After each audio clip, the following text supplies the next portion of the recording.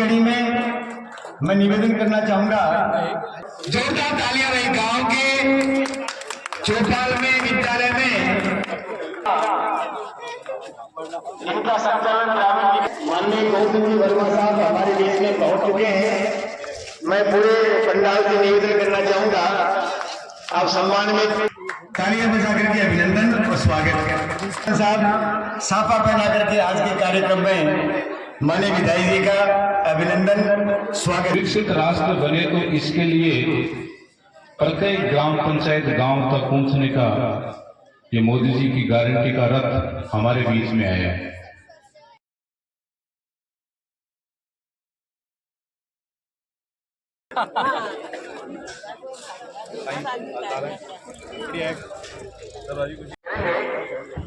ग्राम पंचायत चाचा जो नई पंचायत बनी है उस पंचायत में माननीय विधायक जी का बिल्कुल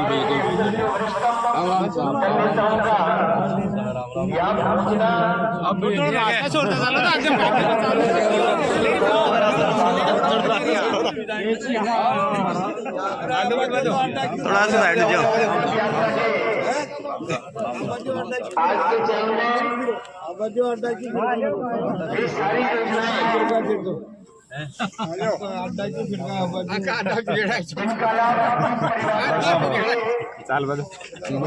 करना चाहूंगा, भले वो आयुष्मान भारत की योजना स्वास्थ्य परिवार कल्याण विभाग के माध्यम से संचालित हो, प्रधानमंत्री गरीब कल्याण अन्न योजना रसद विभाग के माध्यम से संचालित हो, प्रधानमंत्री आवास ग्रामीण आवास योजना इनका संचालन ग्रामीण विकास विभाग पंचायती राज के माध्यम से किया जाता है। प्रधानमंत्री उज्ज्वला योजना जिसमें ऐसे परिवार जो आज दिनांक तक गैस कनेक्शन से वंचित है, ये परिवार को इसका लाभ दिलवाएंगे। हमारे देश में हमारे अपने लोकप्रिय विधायक माननीय गौतम जी वर्मा साहब हमारे देश में पहुंच चुके हैं। मैं पूरे पंडाल से निवेदन करना चाहूंगा, आप सम्मान में खड़े होकर के जोरदार तालियां बजाते रहे। पूरा पंडाल खड़ा हो जाएगा, जो भी हमारे साथी जोरदार तालियों के साथ में मान्य के इतिहास में जब कभी भी इसका कोई किताब छपेगी, सरपंच जी का नाम जरूर आएगा। इस ग्राम पंचायत की प्रथम सरपंच के रूप में माननीय विधायक जी का सम्मान, अभिनंदन, स्वागत। इसी कड़ी में मैं निवेदन करना चाहूंगा, माननीय राजकुमार जी लेकिन ग्राम पंचायत बनने के बाद में बहुत उत्साहित है और पिछले सुबह 8 बजे से यहाँ गांव के लोग बाग माननीय विधायक जी की श्रद्धा और सम्मान में हमारे बीच रहे।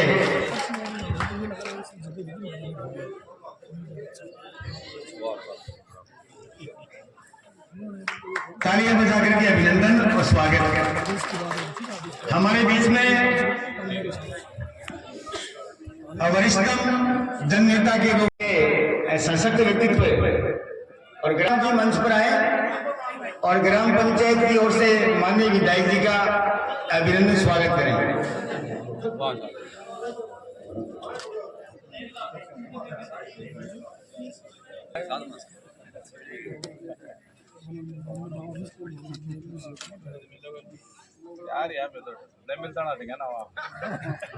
गांव के इस चौपाल में हमारे शिक्षा विभाग की ओर से भी मैं चाहूंगा मैडम कभी ज्यादा श्रेष्ठ है।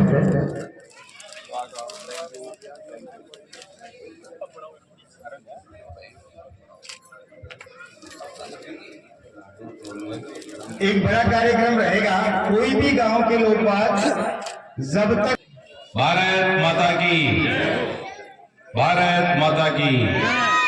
देखो बच्चा लोग तो जरूर बोल सके हैं। आज के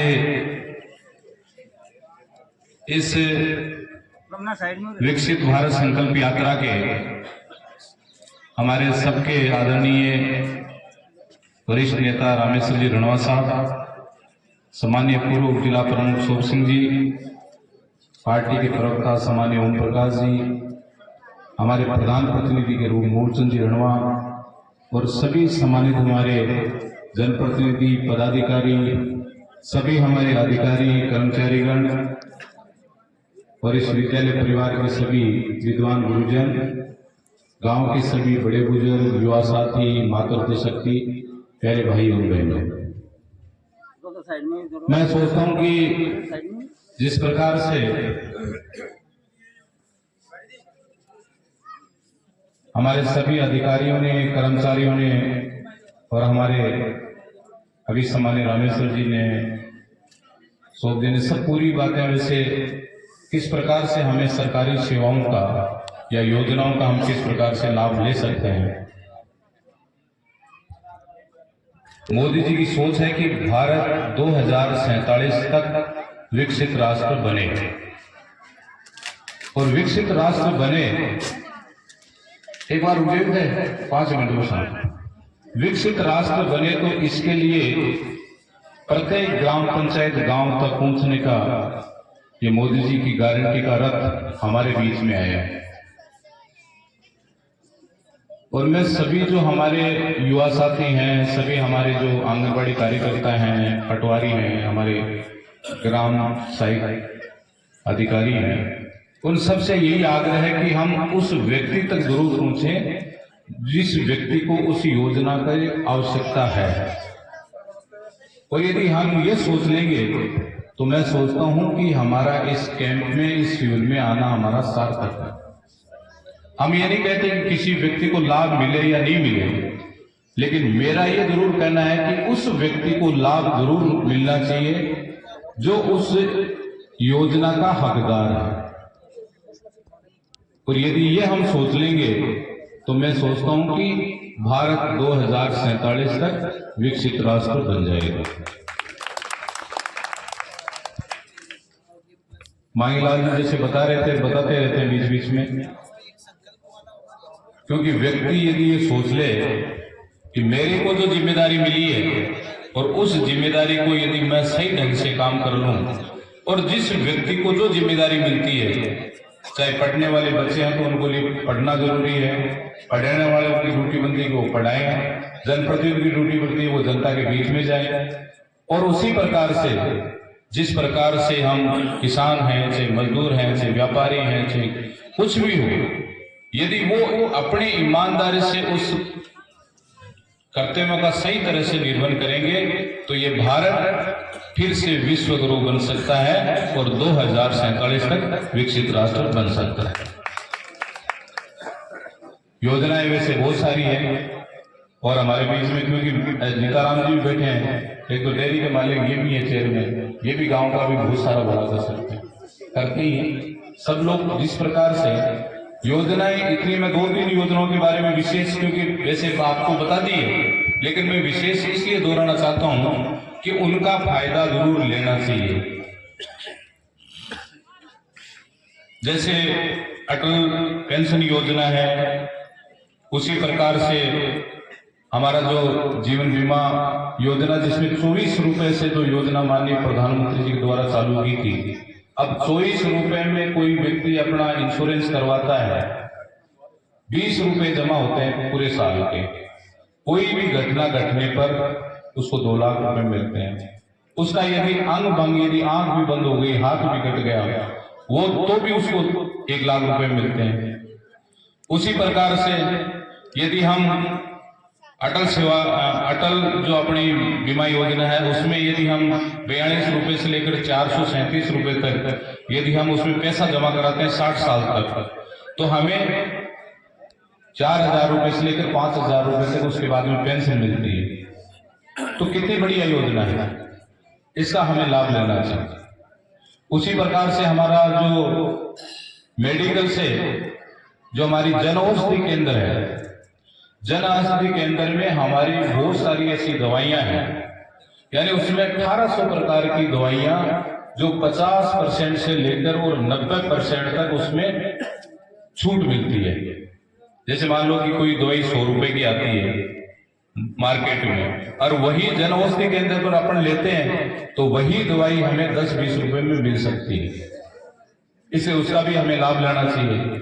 और मैं धन्यवाद देना चाहूंगा हमारे यशस्वी मुख्यमंत्री जी को कि उन्होंने जैसे ही पद ग्रहण किया तो सबसे पहले जो हमारा उज्ज्वला गैस योजना के अंतर्गत 450 रुपए में गैस सिलेंडर हमें दे रहे हैं। ये भी धन्यवाद के पात्र हैं, और धन्यवाद के पात्र इसलिए भी हैं कि जो ही उन्होंने पहले हमारे माननीय मोदी जी ने जो किसान सम्मान निधि के द्वारा हमें जो 6,000 रुपए किसानों को दिए जाते हैं उसमें 6,000 से बढ़ाकर अब 12,000 रुपए मिलेंगे, तो फिर वो भी धन्यवाद के पात्र है। तो मैं सोचता हूं कि हम इस योजनाओं का जरूर लाभ उठाएं। और आज का जो ये कार्यक्रम है, वैसे क्योंकि विकसित संकल्प भारत यात्रा में हमारा जो मुख्य उद्देश्य यही था कि जनता को जागरूक करे, जनता के लिए विशेष उससे शिविरों में जाएं और उनके साथ में जोड़ें। लेकिन ये मेरा पहला सार्वजनिक कार्यक्रम है, और आप सब लोगों ने जिस प्रकार से 13,500 वोटों से चुनाव में जिताया, और 13,500 में इस जाचास पंचायत का बहुत बड़ा योगदान है, इसलिए आप सबको बहुत बहुत धन्यवाद, आपका सबका बहुत बहुत आभार।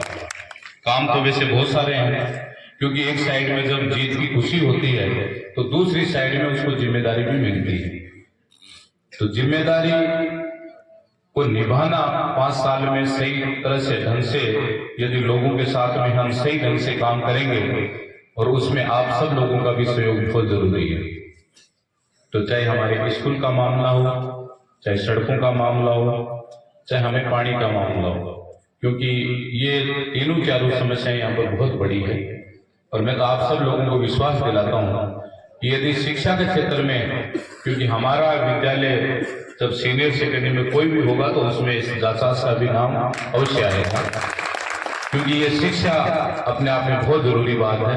बाकी काम अपने होते रहेंगे, जिस प्रकार से हमें बजट मिलता रहेगा, जिस प्रकार से गांव की आवश्यकता होगी, क्योंकि कई बार लोग सोचते हैं कि साहब चुनाव जीतपूर्ण कोनिया पर, लेकिन मैं आप सबको विश्वास दिलाता हूं कि आप जिस विश्वास से, जिस आशा से, जिस आशीर्वाद से आप सब लोगों ने जो मुझे यहाँ से चुनाव जीता के भेजा है, तो मैं आपको विश्वास दिलाता हूं कि जब भी गोवर्धन को याद करोगे आपके बीच में मिलेगा। मैं यही आप सबको कहना चाहूंगा। आप सबको जिस प्रकार से माला साफा आपने पहना है, उसके लिए मैं पूरी इस ग्राम पंचायत को, आदरणीय सरपंच जी को और गांव के लोगों को सबको तहे दिल से धन्यवाद ज्ञापित करता हूं, और आप सबका बहुत बहुत आभार प्रकट करता हूं। अब मेरा सब लोगों से आग्रह है कि आप सब लोग